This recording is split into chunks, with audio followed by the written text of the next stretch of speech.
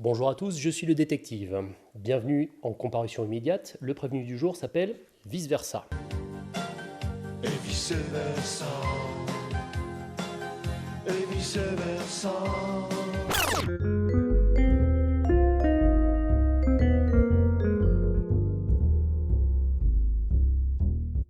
Vice Versa, c'est un film d'animation des studios Pixar qui a été réalisé par Pete Docter et qui nous raconte l'histoire de Riley, une petite fille depuis sa naissance jusqu'à son adolescence. Ou plus exactement, ça nous raconte l'histoire des sentiments de Riley, puisque le narrateur, c'est la joie. La joie, c'est le premier sentiment qui s'installe dans la tête de ce nouveau-né et qui va vite devoir composer avec 4 autres sentiments que sont la tristesse, la peur, le dégoût et la colère.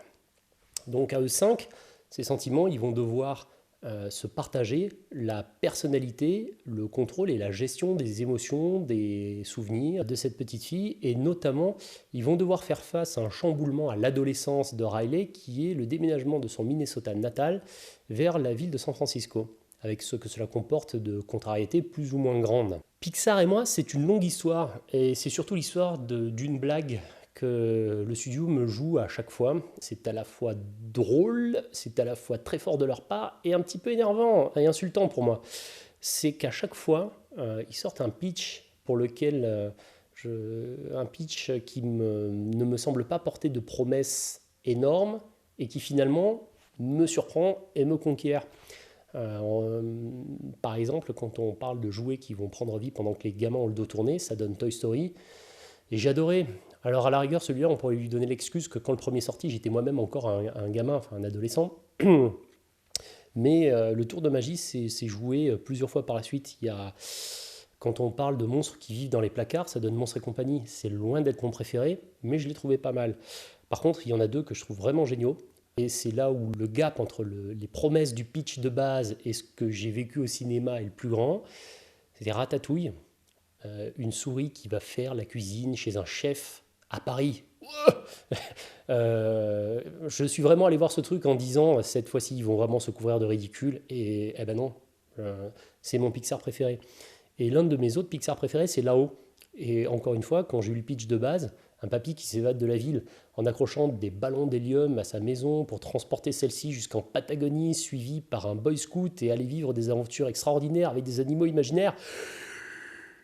Eh ben si, c'était génial. J'ai passé un très très bon moment. Et Là-haut est également réalisé par Pete Docter.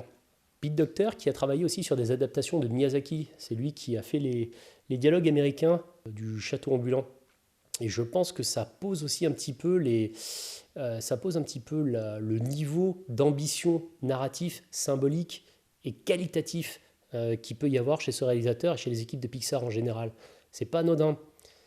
Alors, qu'en est-il de Vice Versa? Avant d'aller le voir, je me suis encore dit que cette fois-ci, allez, c'était bon, ils allaient se croûter. Moi, j'étais absolument pas emballé par le concept de ces petits personnages de couleur symbolisant de l'émotion seule, brute, qui doivent se disputer dans le cerveau d'une gamine de 13 ans. Enfin, un film dont le personnage principal est une adolescente. C'était vraiment pas fait pour m'emballer. Eh ben, encore une fois, vous m'avez eu. C'est un film que j'ai adoré. Il est à la fois visuellement inventif, avec tout un tas de petites trouvailles sur lesquelles on va revenir.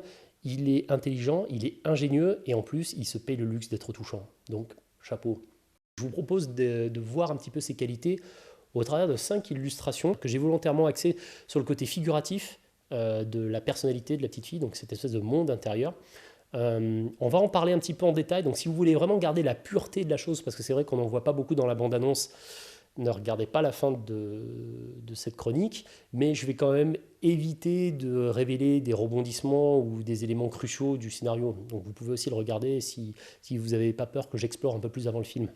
Ce côté figuratif de la personnalité, il s'articule autour d'un espèce de monde imaginaire au centre duquel culmine un quartier général, dans une tour de contrôle, au sommet de laquelle vivent les 5 émotions de base, qui gèrent ici la personnalité et l'entrée des souvenirs.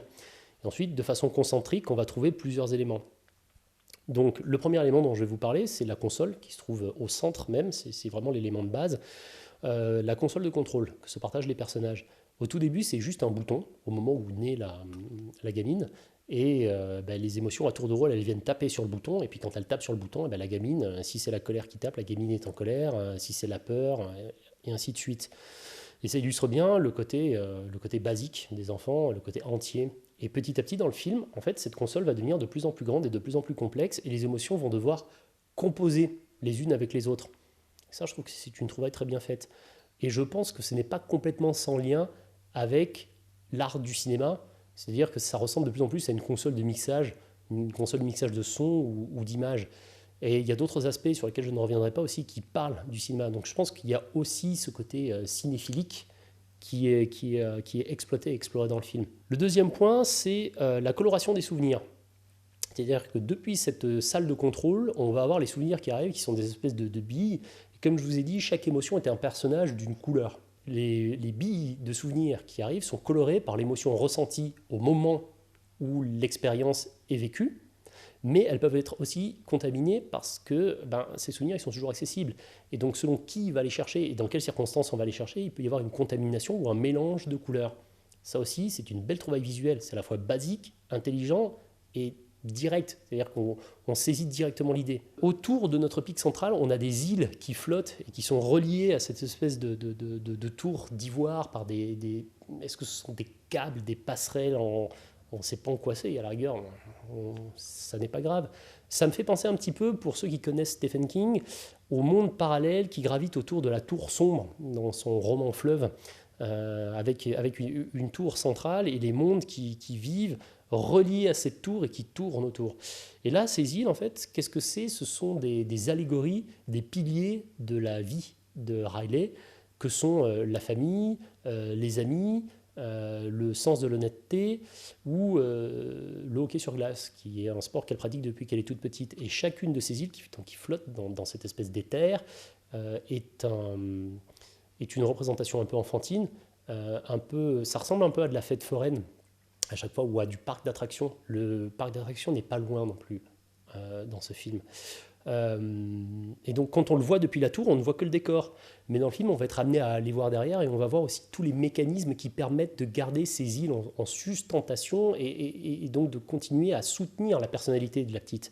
Il y a un côté presque steampunk dedans. Le troisième élément, on continue de s'écarter un petit peu de la tour, c'est la mémoire à long terme, qui est représentée comme une espèce de gigantesque bibliothèque dans laquelle sont stockées les billes de couleurs, les billes de souvenirs.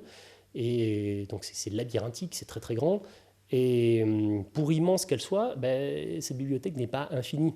Donc il faut faire de la place de temps en temps. J'aime beaucoup les deux petits personnages qui se chargent de faire de la place.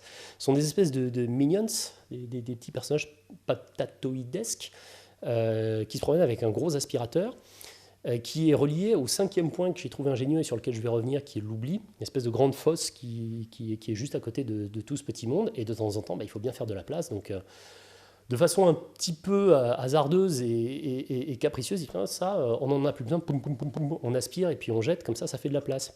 Par contre, ils ont de la malice, et par exemple, il y a un souvenir qui traîne là-dedans, c'est le souvenir d'une publicité pour dentifrice et de sa musique complètement débile.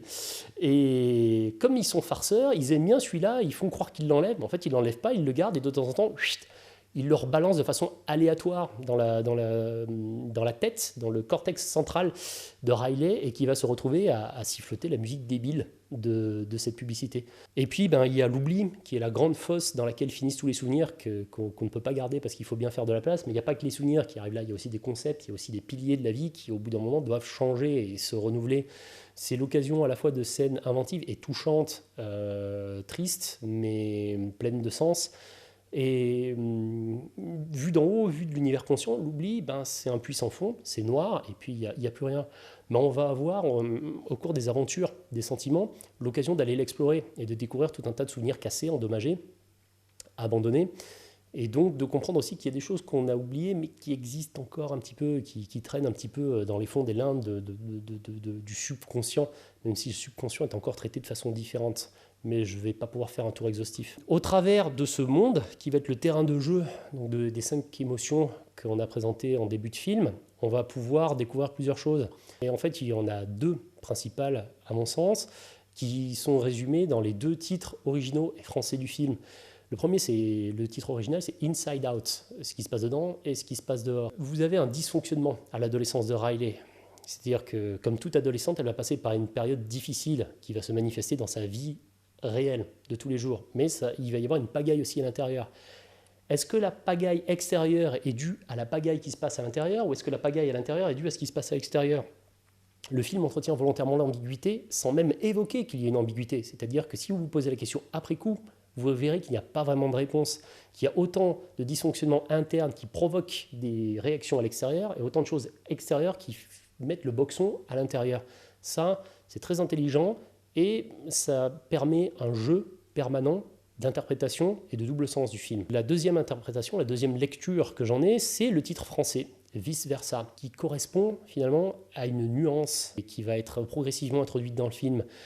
Puisque sur les 5 sentiments, le seul sentiment positif, au premier abord, c'est la joie. Donc je vous rappelle qu'il s'agit du narrateur. Et tout le long du film, de façon bien légitime, eh bien, la joie va essayer d'avoir le monopole du contrôle. Mais quoi de plus légitime, encore une fois? À quoi peut-on aspirer de plus que la joie? Au fur et à mesure, il va y avoir une découverte qui correspond aussi aux troubles de l'adolescence, de la composition des sentiments et du fait qu'une personnalité a besoin nécessairement de composer de divers sentiments, mais aussi de divers souvenirs et des piliers et des références et des mondes intérieurs qui sont amenés à changer, évoluer et composer les uns avec les autres, et que toute médaille a son revers et qu'il n'y a pas de joie sans tristesse, il n'y a pas de bonheur sans malheur. C'est quelque chose qui peut paraître un petit peu basique, mais c'est à la fois intelligent et pas inutile de le rappeler aux grands comme aux petits. Ça parle à tout le monde, et ça c'est une des grandes forces de Pixar, et c'est une des grandes forces des dessins animés, des bons dessins animés de Disney, dont je suis fan depuis ma plus tendre enfance. Donc voilà, ça c'était ma lecture, mon interprétation, et j'attends d'avoir la vôtre, parce que je vous rappelle que le plus important, c'est que c'est à vous